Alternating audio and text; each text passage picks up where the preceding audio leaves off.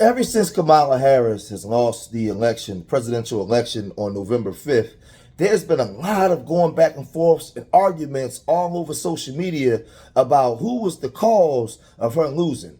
Not all, but a lot of black women have been on TikTok, Instagram, YouTube, any type of social media platforms that we use to talk to blame black men. Some of them are blaming W women.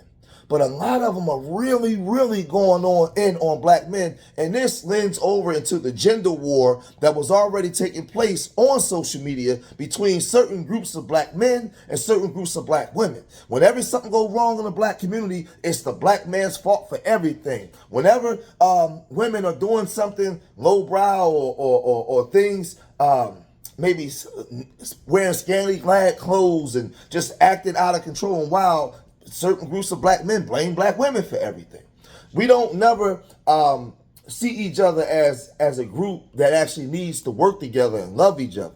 What we saw was 80% of black men go vote for Kamala. We saw overwhelmingly 90-something% of black women vote for Kamala. But what we don't see is us coming together as a group, right, to do things for our communities. Without Kamala, right? We don't do that. We came together for Kamala, but after this, we go back to crying and arguing amongst each other and doing all kinds of wild stuff. Well, Umar Johnson saw what was going on, and he went to his social media platform to get at the black community about these things. And these are things that people like me and Umar and other groups of women and men have been talking about for years, about how we don't support each other, how we don't love on each other, how we don't post the best of our groups. But when it came for Kamala, we came out tap dancing and doing all kinds of things for Kamala. But tomorrow, the next day, you won't do it in Detroit. You won't do it in Philadelphia. You won't do it for the group, period. You go right back to gender war. But let's listen to what Umar Johnson had to say, and then we'll come right back. And by no means am I intending to beat a dead horse. Peace and Pan Africanism. And by no means am I intending to beat a dead horse. But my Democratic Party plantation slaves, I'm having a little bit of a problem with the fact that y'all crying over Kamala Harris, but y'all not crying over that $30 million that the Divine Nine gave her in one night to pay for campaign ads and commercials. If you're going to cry, don't cry because a white racist political party lost the election. You should be crying because the black Greeks gave Kamala $30 million in one night that the black community can never get back. That the black community can never get back. That the black community can never get back. Why don't you cry about the $30 billion black women in particular, but black men as well, spend on beauty and hair products? Why don't we cry about all these black girls who are being trafficked in this country? Why aren't we crying about all the homeless black women with children living on the street? Why aren't we crying about all the young black men who are losing their lives to senseless violence? Are we crying like this for these lynching victims? Are we crying like this for these police genocide victims? But you crying for Kamala Harris? But you not crying for the $30 million the Divine Nine gave her to pay for useless commercials and ads, the money from which she's never getting back? Can we please stop the nonsense? Can we please get organized? Black queens forever, snow bunnies never, Pan Africanism a perish. Let's just keep it a buck. Do I need to remind y'all? Do we need to go back in time 16 years ago when many of you and many of our grandparents wasted their savings in retirement to go and watch Barack Hussein Obama get sworn in as president of the United States. Do y'all remember that? All that money black people spent to go and watch Barack Obama get sworn in as president of the United States to only turn around and rainbow gang our children, turn around and try to rainbow gang Africa, turn around and give all our civil rights to all these other anti-black, non-African groups. Need I remind you that Bill Clinton single-handedly incarcerated more black men than all Republican presidents put together? With that omnibus crime bill that he pushed out in 1994, do we need to talk about how Bill Clinton criminalized child support? Do we need to talk about how Joe Biden pushed the Asian bill and the Transformer bill and all these other bills and did nothing for African people? And I'm supposed to be saddened? Not me, family. First of all, I'm a Pan Africanist. I don't endorse candidates or parties. I'm a Pan Africanist. I do not endorse candidates or parties. You understand me, family? If it's going to be any crying, it's going to be done over us. Any crying going to be done for black people. If we giving out $30 million a night, it better be to build some institutions. Stay focused and stop getting distracted. Donald Trump and Kamala Harris aren't going to do anything for black people. Black people have to do for black people.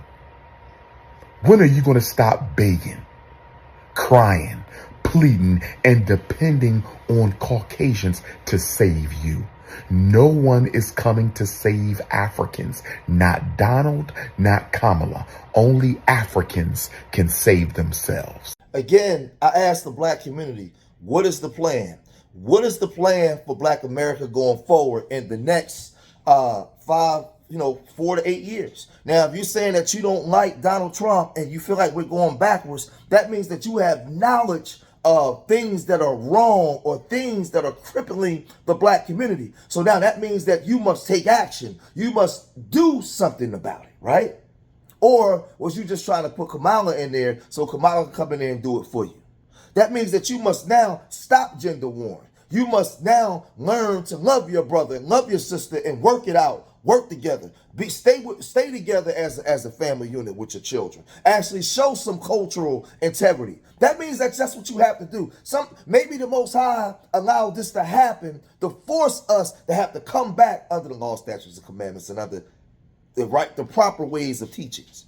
So get offline crying and let's roll up our sleeves and get back to work. Because to some of you women and some of you men, we have an enemy.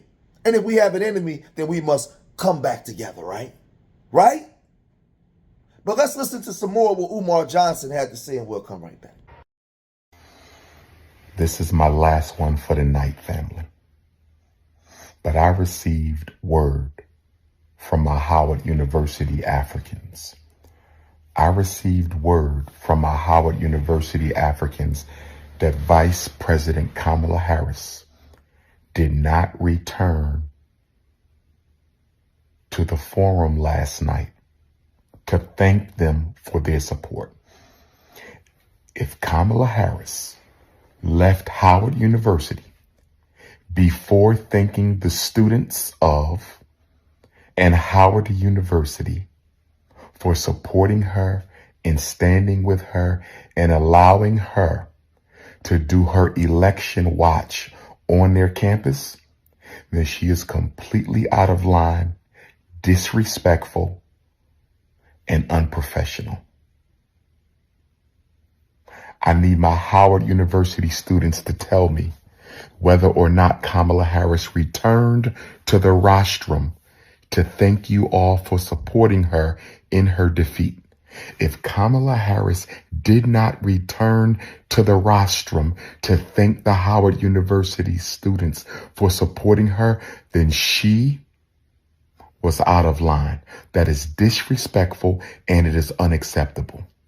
My beautiful sisters of Alpha Kappa Alpha Sorority Incorporated, my beautiful sisters of Alpha Kappa Alpha Sorority Incorporated, you need to send your soror a letter.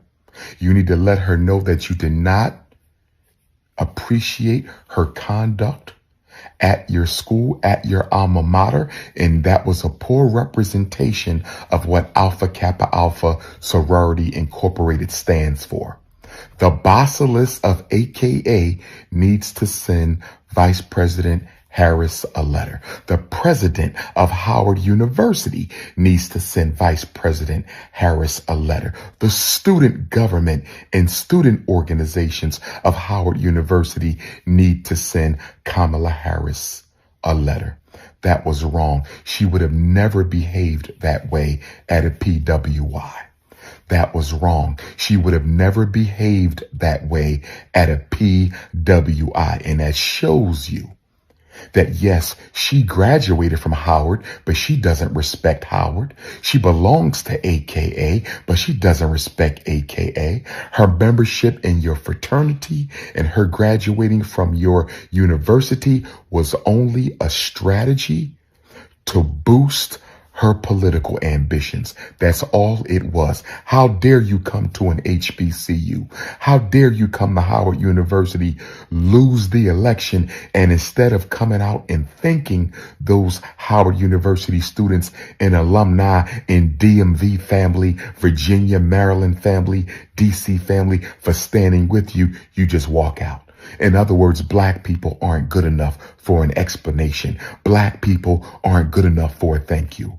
If Kamala Harris's behavior last night at Howard University doesn't show you who she is, I don't know what is.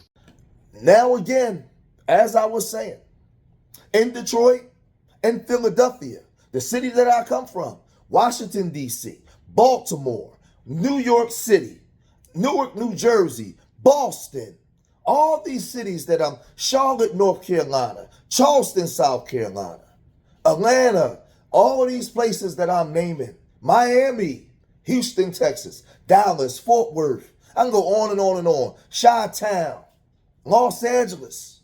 These places are being gentrified and black people are being pushed out.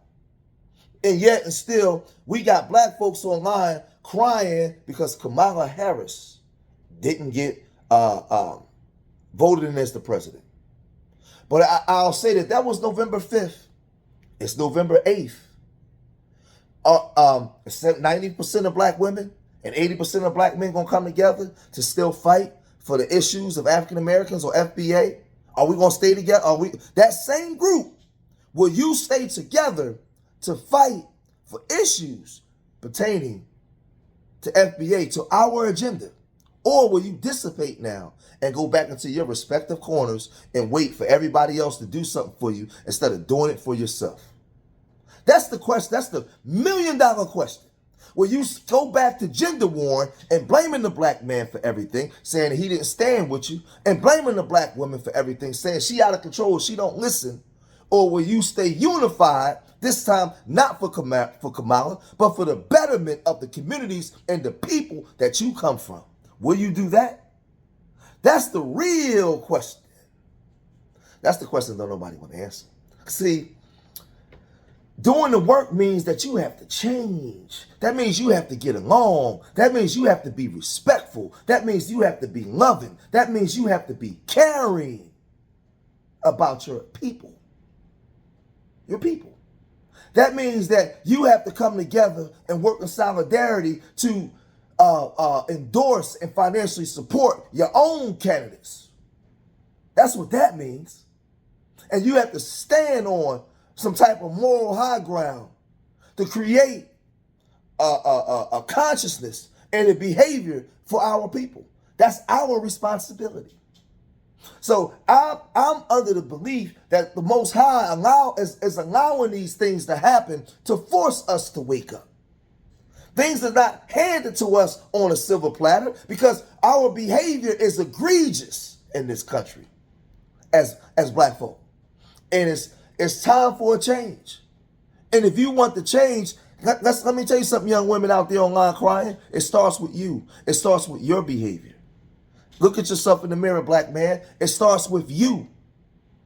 The same way you supported Kamala Harris, will you support and love each other? Huh? Huh? Scripture says, how can you love me every day what you don't see, but hate your brother what you see every day? And you online every day committing verbal genocide on each other. And you expect the Most High to bless you with the things you had? No, it don't work that way. We got to roll up our sleeves and go put the work in. We had people that was here before us that fought and put that work in to give us all the liberties that we have today. And we just pissed it all away. That's why she ain't the president. You ain't getting what you want until you put the work in as a people and get offline, gender warring. You online on TikTok before the world, denigrating your men, disrespecting your women, and you expect to get the things you want? No, you don't deserve it until you turn away from those wicked things and get back to loving each other. Get back to building with each other. Get back to supporting each other. I want to see 90% of black women and 80% of black men on the front line for cities like Detroit, Philadelphia, Jackson, Mississippi, Shreveport, Louisiana, New Orleans, the cities in Georgia where our people are. Till you start loving your people, we don't deserve nothing until we get back to loving each other. Well, I'm going to cut this video short here. If you made it this far in the video, hit that like button. Subscribe to Street Media TV. And remember, I love y'all. Till the next time. Peace.